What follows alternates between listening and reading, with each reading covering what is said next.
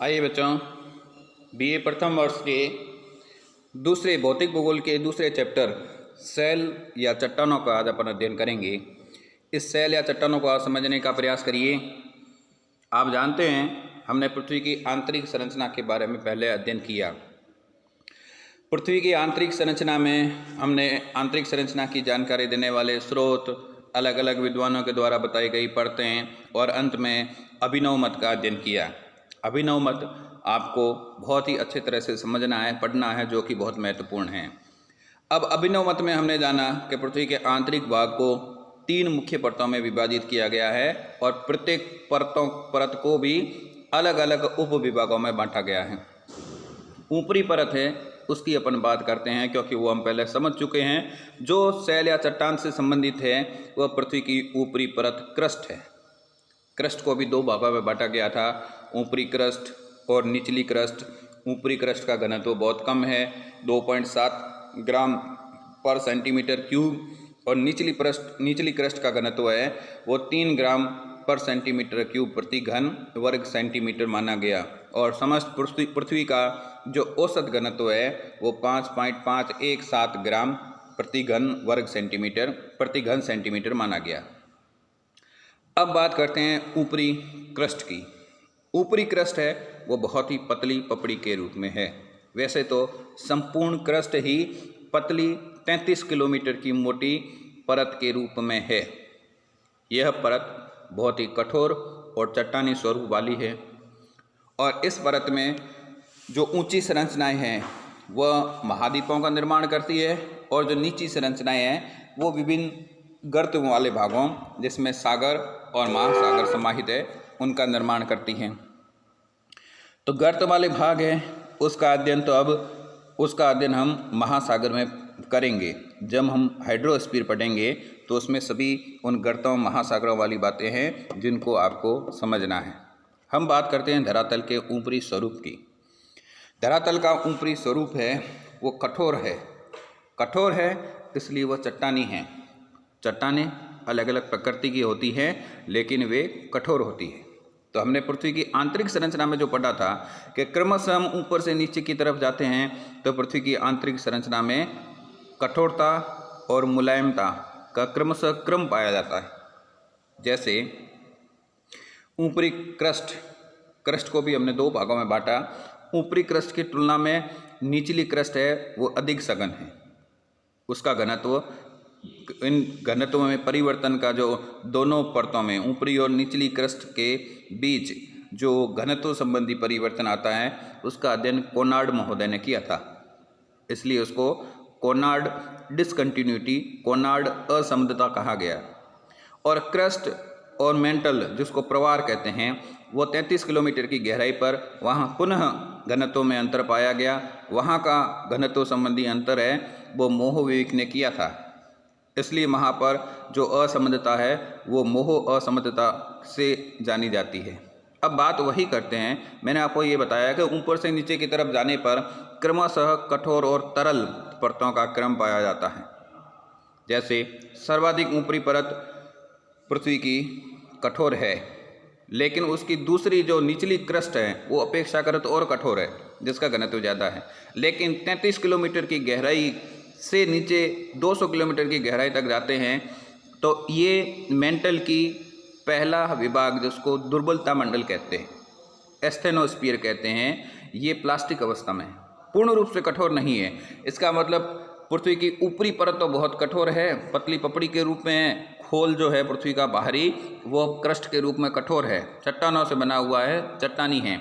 लेकिन उसके नीचे जो ऊपरी मेंटल है वो दुर्बल है। वहाँ की चट्टानें हैं वो प्लास्टिक अवस्था में है। जैसे प्लास्टिक होता है, न तो पूर्ण रूप से तरल होता है और न ही पूर्ण रूप से कठोर, तो वैसी चट्टानें हैं। यानी आधार क्रस्ट का है वो मजबूत नहीं है।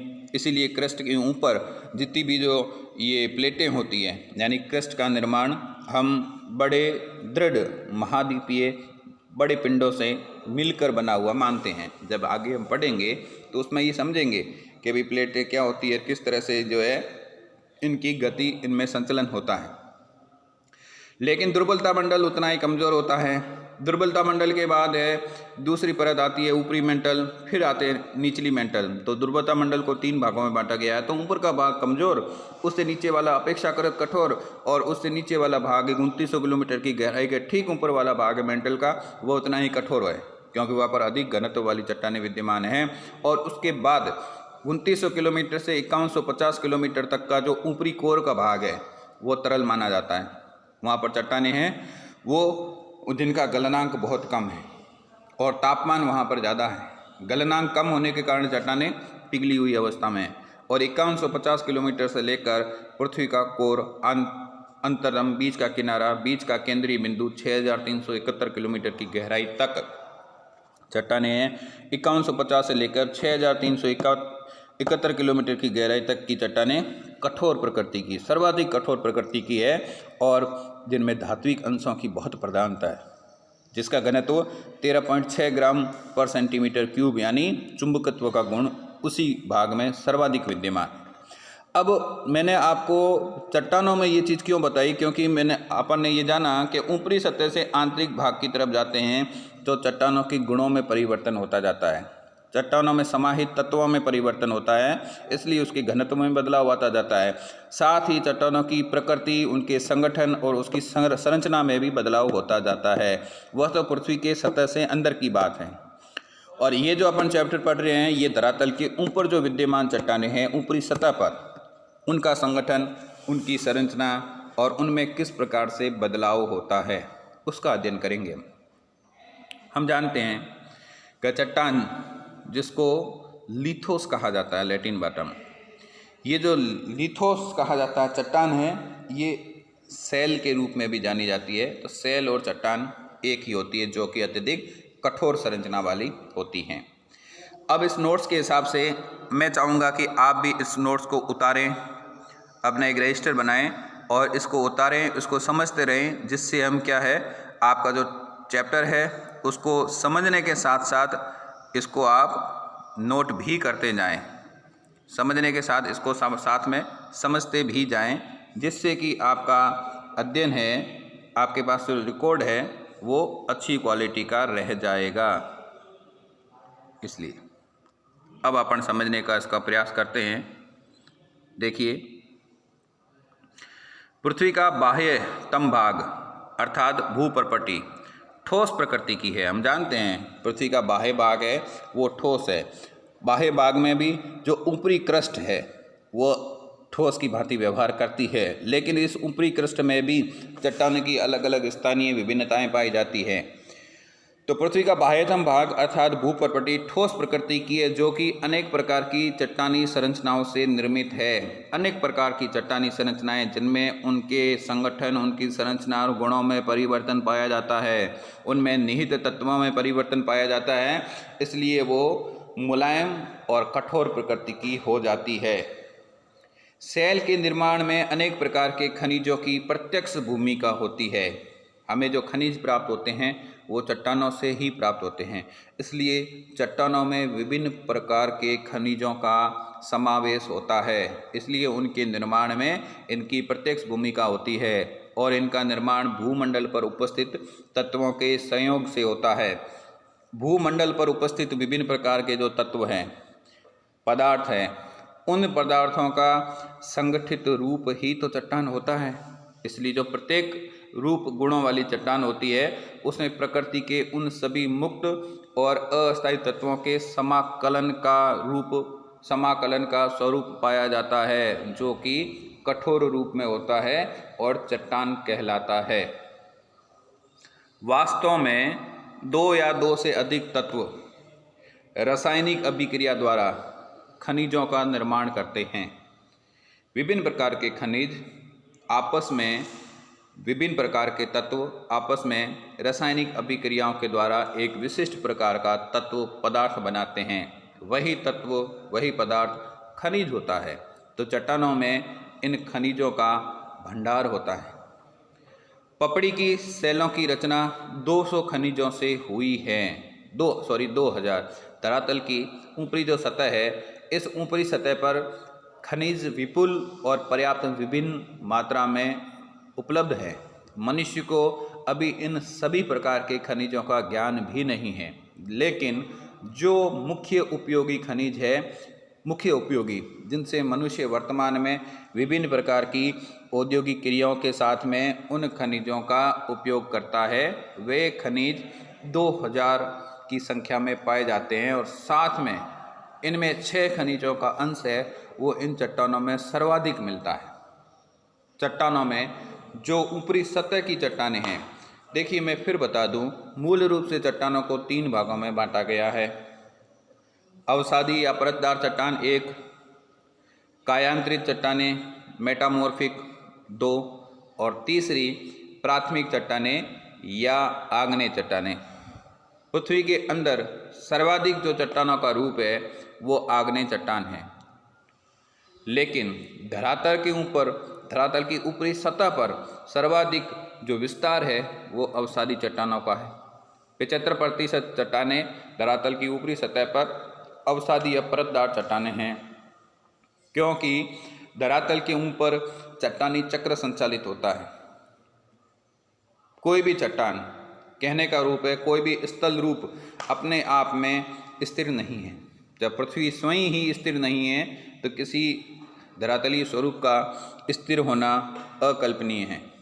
पृथ्वी की खुद संरचना में खुद गति में परिवर्तन होता है, वो विभिन्न प्रकार की गतियां करती है। पृथ्वी के आंतरिक संरचनाओं में परिवर्तन होता है, आंतरिक बलों में परिवर्तन होता है, साम्य अवस्थाओं की दशाओं में परिवर्तन होता है और इन आंतरिक और बहिर्जात बलों की अभिक्रिया स्वरूप धरातल पर विभिन्न प्रकार के स्थल रूपों का निर्माण होता है और एक लंबे जीवन चक्र के बाद, एक अवधि के बाद, एक अवस्था के बाद वो पुनः एक मैदान में बदल जाते हैं और वो स्वरूप विहीन भाग हो जाता है, जहाँ पर पुनः इन आंतरिक बलों की और बहिर्जात बलों की अंतर्क्रियाओं के प्रतिरूप एक नवीन स्थल रूप बन जाता है। तो ये परिवर्तन की प्रक्रिया है। धरातल पर स्वरूप बनते बिगड़ते रहते हैं, तो इसलिए जो चट्टानी चक्र है वो धरातल की ऊपरी सतह पर ही संचालित होता है। अब यहाँ पर समझिए कि जो खनिज है, जो चट्टान है, उनमें 6 प्रकार के खनिज हैं वो सर्वाधिक मिलते हैं।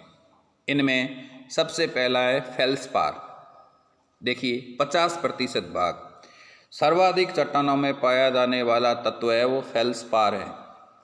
इसके बाद क्वार्ट्ज, जिसको स्फटिक भी कहते हैं, क्वार्ट्ज ज़्यादा मिलता है चट्टानों में। फिर पायरोक्विंस, एम्फीबोल्स, माइका और ओलिविन, ये जो तत्व हैं, ये खनिज हैं, ये सर्वाधिक चट्टानों में पाए जाते हैं। तो सर्वाधिक जो पाया जाने वाला वो है फेल्सपार, इसको आप ध्यान में रखिए। फेल्सपार तत्व है वो सर्वाधिक पाया जाता है। अब यहाँ पर डेविस महोदय का ये जो त्रिकूट डेविस महोदय ने, ट्रियो ऑफ डेविस कहते हैं, त्रिकूट कहते हैं, इसको समझना आवश्यक है।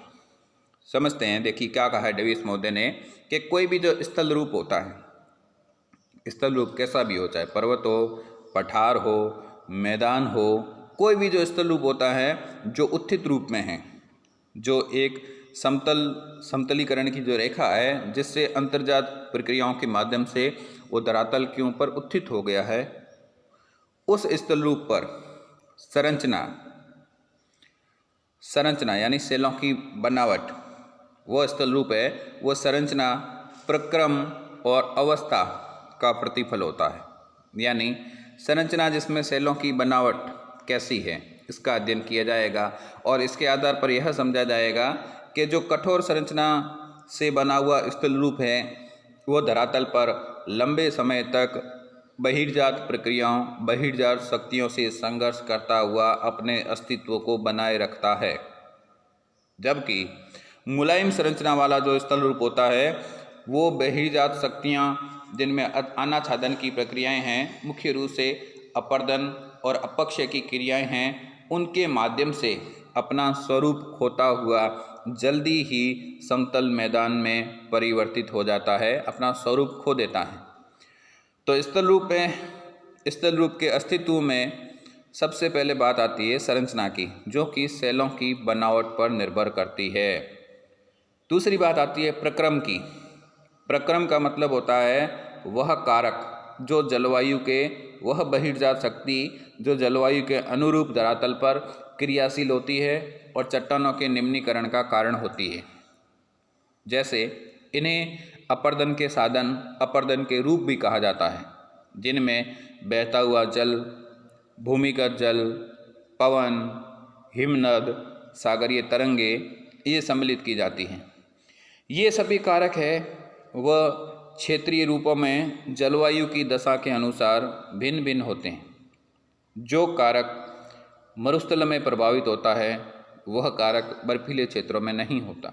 जैसे बर्फीले क्षेत्रों में सर्वाधिक धरातल को काटने वाला जो कारक होगा वो स्वयं हिम नदियाँ या बर्फीला आवरण खुद ही होगा, क्योंकि वहाँ पर सूर्य के तापमान का, जल का और वायु का धरातल से प्रत्यक्ष संपर्क नहीं होता है। तो वहाँ पर धरातल से संपर्क केवल और केवल उस बर्फीले आवरण यानी जमे हुए जल का स्वतः ही होता है। इसलिए प्रकृति में जलवायु की दशाओं के अनुरूप ही ये प्रक्रम संचालित होते हैं। वायु मरुस्थलों में ज़्यादा कटाव करती है। जहाँ पर अधिक वर्षा होती है वहाँ पर जल अधिक, नदियाँ, बहता हुआ जल अधिक कटाव करता है। जहाँ पर चूने वाले क्षेत्र होते हैं वहाँ पर भूमिगत जल अधिक कटाव करता है, और जहाँ पर समुद्र के किनारे वाले भाग होते हैं वहाँ पर सागरीय लहरें होती है, वो कमजोर चट्टानों को काटने का काम करती है। तो इस रूप में प्रक्रम है वो भिन्न भिन्न होते हैं, जो धरातल पर चट्टानों को काटने की दर और उनके अस्तित्व को धीरे धीरे विलीन करते जाते हैं, दर को बढ़ाते जाते हैं। यानी मुलायम चट्टानें होती है वो शीघ्र कटती जाती हैं, कठोर चट्टानें स्थिर रहती हैं, लेकिन उस पर भी ये निरंतर क्रियाशील होते हैं और एक लंबे समयावधि के बाद में वो भी कटकर एक मैदान में बदल जाती है। इसलिए डेविस महोदय ने अपनी तीसरी बात अवस्था को बताया कि कोई भी जो स्थल रूप होते हैं वह संरचना, प्रक्रम और अवस्था का प्रतिफल होती है। अवस्था में 3 अवस्थाएं उन्होंने बताई, तरुण, प्रौढ़ा और जीर्ण अवस्था। यानी चट्टानों से निर्मित धरातल पर कोई भी स्थल रूप होता है वह इन 3 अवस्थाओं से गुजरता हुआ विलीन हो जाता है समतल मैदानी रूप में। इसको ऐसे समझिए, सबसे पहले अंतर्जात प्रक्रियाओं के माध्यम से धरातल पर स्थल रूप का निर्माण होता है। जैसे मान लिया कि हिमालय है। हिमालय विश्व की सबसे नवीन वलित पर्वतमाला है, सबसे नवीन स्थल रूप है वो हिमालय माना जाता है वर्तमान। अब हिमालय धीरे धीरे हिमालय से निकलने वाली जो नदियां हैं वो हिमालय को काटती जा रही है। वहाँ से जो है वो अपर्दन का कार्य करके और धीरे धीरे वो अवसाद है वो नीचे वाले मैदानों में ला रही है। तो आपने पुरानी थ्योरी पढ़ी होंगी, आगे भी हम जब समझेंगे तो अध्ययन करेंगे कि जो उत्तर का विशाल मैदान है जहाँ पर अभी वर्तमान में भारत की सर्वाधिक जनसंख्या निवास करती है और सर्वाधिक उत्पादन वाला क्षेत्र भी है, सर्वाधिक जनसंख्या के संकेंद्रण का क्षेत्र भी है। तो ये प्रारंभ में जब हिमालय का निर्माण होने की बात की अवस्था थी उस समय एक गर्त के रूप में था। यहाँ पर अरब सागर और बंगाल की खाड़ी का जल है वो आपस में मिला हुआ था, एक गर्त वाला भाग था। फिर धीरे धीरे हिमालय से लाई गई नदियों की जो मिट्टी है वो इस बीच वाले गर्त में जमा होती रही और ये दोनों जलीय भाग, सागरीय भाग, अरब सागर और बंगाल की खाड़ी का जल है वो पीछे धकेला जाने लगा। यानी वहाँ पर है जो धीरे धीरे अवसाद का जमाव होने लगा और वो अवसाद का जमाव होते होते होते वर्तमान में ये पूरा मैदानी भाग में बदल गया। तो ये अवसाद आया कहाँ से? ये हिमालय से ही तो नीचे लाया गया। यानी हिमालय का इतना भाग कटकर लंबी समय अवधि में ये कटा कैसे? विभिन्न प्रकार के प्रक्रमों से कटा और कटने के बाद ये जो अवसाद है ये इस मैदानी क्षेत्र में लाकर जमा कर दिया गया, जिससे ये सागरीय भाग पीछे धकेले गए। अभी भी ये प्रक्रिया चालू है। कलकत्ता है, इस कलकत्ता का जो पुराना बंदरगाह है वहाँ पर उसके आसपास तो अभी कॉलोनियाँ बसी हुई है। वो 33 किलोमीटर अभी वर्तमान नए बंदरगाह से आंतरिक भाग में है, जहाँ पर उसके किनारे तो धरातल निकल आया है, वहाँ पर तो कॉलोनियाँ बसी हुई है। और उससे 33 किलोमीटर आगे जहाँ पर समुद्र वर्तमान में लगता है वहाँ पर दूसरा नया बंदरगाह बनाया गया है। तो बात वही आती है, ये तो प्रमाण है, बात वही आती है कि आपस में जुड़ा हुआ था जलीय भाग। सर सिरिल फॉक्स की थ्योरी है ये। इसके बाद में धीरे धीरे ये पीछे हटता गया, बीच में जो अवसाद आता गया और उस अवसाद के कारण वो भाग भर गया। तो ये अवसाद आया कहाँ से? ये हिमालय से तो आया, हिमालय का तो कटा हुआ। तो इस रूप में धीरे धीरे धीरे पर्वतीय भाग कटते जाते हैं अलग अलग प्रक्रमों के माध्यम से, और फिर वो मैदानों में आते जाते हैं। तो जो नवीन स्थल रूप होता है वो तरुण या युवावस्था कहलाती है। फिर जब उस पर नदियाँ दूसरे कारक कटाव करते हैं तो उसकी घाटियाँ चौड़ी होती जाती है और वो अपना स्वरूप खोने लगता है, तो वो उसकी प्रौढ़ावस्था आती है। और वृद्धावस्था में तो उसके अवशेष ही बाकी रहते हैं, अन्यथा उसका पूरा रूप कट जाता है। इसका उदाहरण अरावली पर्वतमाला है। पहले अरावली भी एक वलित नवीन पर्वतमाला रही होंगी, फिर धीरे धीरे विभिन्न प्रकार के इन प्रक्रमों के संचालन के माध्यम से आदि पर अरावली आप जानते हो विश्व की सर्वाधिक प्राचीन पर्वतमाला है। इस पर अपर्दन के विभिन्न कारक के साथ में मनुष्य भी इसको काटने वाला मुख्य कारक है। मनुष्य अपने निर्माण कार्यों के लिए जो चट्टानें प्राप्त करता है, जो पत्थर प्राप्त करता है, वो अरावली से प्राप्त करता है। अवैध खनन के माध्यम से, चाहे वैध खनन के माध्यम से धीरे धीरे वो पर्वतों को काट रहा है, उसका स्वरूप बिगाड़ रहा है। और अब अरावली है उसके यदा कदा मात्र है, कुछ एक पर्वत कहीं कहीं बचे हैं, अन्यथा बीच में वो गैप हो गया है जिनसे वो मैदानी स्वरूपों का निर्माण हो गया है, यानी वो पर्वत विलुप्त हो गए हैं। वो उसकी अंतिम अवस्था होती है स्थल रूप की। तो जो स्थल रूप के रूप में अरावली बनी थी वो वर्तमान में जीर्ण शीर्ण होकर और अंतिम अवशेष के रूप में बची हुई है। तो डेविस महोदय ने सही कहा था कि स्थल रूप होता है वो संरचना, प्रक्रम और अवस्था का प्रतिफल होता है, और चट्टानें इन तीनों ही स्वरूपों में धरातल के ऊपरी भागों में एक चक्र के रूप में अपना रूप परिवर्तित करती रहती हैं, जिसको चट्टान चक्र कहते हैं। हम उसको भी समझेंगे। फिर आगे देखिए, लोबेक महोदय ने कहा है सेल अपने पर्यावरण का प्रतिफल है। अपने पर्यावरण का प्रतिफल होती है वो चट्टानें होती है। देखिए, चट्टानों पर संरचना, प्रक्रम और अवस्था, ये जो डेविस महोदय ने बताई थी, ये तीनों अवस्थाएं, ये तीनों स्थितियां पर्यावरण और जलवायु के अनुकूल होती। जैसे अगर हम अंटार्कटिका महाद्वीप की बात करें, ग्रीनलैंड की बात करें, तो वहाँ पर जो चट्टानें, जो सेलें हैं, जब से उनका निर्माण हुआ है तब से लेकर वो वैसी की वैसी है, उसमें क्षणिक भी परिवर्तन नहीं हुआ। उसका एक ही कारण है कि उसके ऊपर बर्फ़ का एक मोटा आवरण है, और उस मोटे आवरण ने उन चट्टानों का संपर्क कभी अपने पर्यावरण से, उस क्षेत्र के पर्यावरण से होने ही नहीं दिया, यानी अपर्दन के कारकों से होने ही नहीं दिया। बर्फ़ की मोटी परत है जो स्थिर है, उसको ढके हुए हैं एक कवच की तरह। तो वो जो चट्टानें हैं वो अलग प्रकृति की है, वहाँ पर उनका रूप है वो अपने पर्यावरण का ही प्रतिफल है। इसके अलावा जहाँ कहीं भी पर्यावरणीय दशाओं में बदलाव होता रहता है, वनस्पति की दशाओं में बदलाव होता रहता है, पर्यावरणीय और भौतिक कारक, तापमान और आर्द्रता की दशाएं हैं, वर्षण की दशाएं हैं, इनमें परिवर्तन होता है, तो सेलों में भी परिवर्तन होता है। सेलों की निर्माण की प्रक्रियाएं शीघ्र और धीमी हो जाती हैं। अगर अब मैं बात करूं कि क्षेत्रीय रूप में अलग अलग मिट्टियां जो पाई जाती हैं वो किसका प्रतिफल है, तो जो मिट्टियां होती है वो सेल संरचना का ही प्रतिफल होती है। जैसे भारत में कहीं पर काली मिट्टी पाई जाती है, कहीं पर पीली मिट्टी पाई जाती है, कहीं पर लाल मिट्टी पाई जाती है, कहीं पर भूरी मिट्टी पाई जाती है। तो इन सभी मिट्टियों का कलर, इनका रंग अलग अलग होने का कारण क्या है? यह कारण उनकी पैतृक सेलों पर निर्भर करता है। जिस संरचना, जिस संगठन, जिस स्वरूप की वो जो पैतृक चट्टानें होती है, उस पर पर्यावरण और बाह्य जलवायुक भौतिक कारकों का प्रभाव होता है, बहिर्जात शक्तियों का प्रभाव होता है, जिससे वो चट्टानें प्रत्यक्ष पर्यावरण के संपर्क में आकर स्नेह स्नेह धीरे धीरे अपने बाहरी स्वरूप को खोती जाती हैं, विखंडित होती जाती है छोटे टुकड़ों में, और फिर वो छोटे टुकड़े और भी बहुत छोटे टुकड़ों में लास्ट में जाकर वो मृदा के रूप में बच जाते हैं। तो जहाँ पर मूल चट्टान जिस रंग की होती है, धीरे धीरे वहाँ पर इस बाहरी तत्वों के माध्यम से जो बनाई हुई मृदा होती है, मिट्टी होती है, वो भी उसी रंग की होती है। जैसे दक्षिण भारत में काली मिट्टी का विस्तार अधिक है, तो वहाँ की जो मूल पैतृक चट्टानें हैं वो काले रंग की है।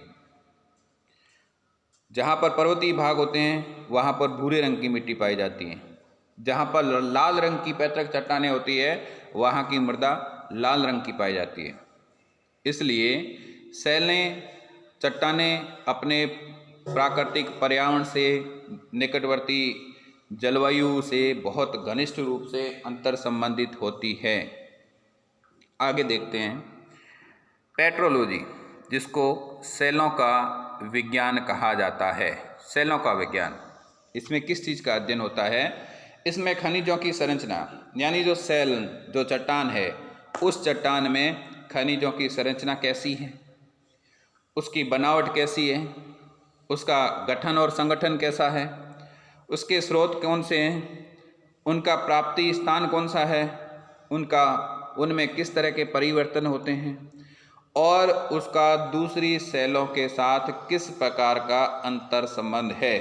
यह संपूर्ण एक सेल संबंधी जो जानकारी है, सेल संबंधी जो अध्ययन है, ये पेट्रोलॉजी में अध्ययन किया जाता है, सेल शास्त्र में अध्ययन किया जाता है।